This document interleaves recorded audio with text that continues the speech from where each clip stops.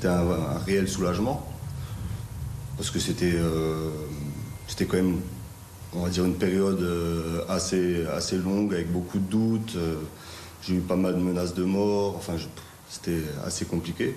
Le mal est fait parce qu'il y a eu beaucoup de doutes dans la pensée des gens. C'était quelque chose, c'était une affaire qui était... on était un petit peu en eau trouble. Disons qu'il y a beaucoup de personnes qui sont sorties un petit peu de leur droit de réserve. Pour moi, c'était faire du mal gratuitement. Je pense que je vais pouvoir peut-être vivre normalement. Vous êtes ému? Un peu quand même. Un petit peu, ouais. C'était beaucoup d'attentes, beaucoup de doutes, beaucoup de paroles à encaisser, des choses que j'ai eu beaucoup de mal à encaisser. Aujourd'hui, je suis soulagé et je pense que je m'exprimerai un peu mieux un peu plus tard, je pense.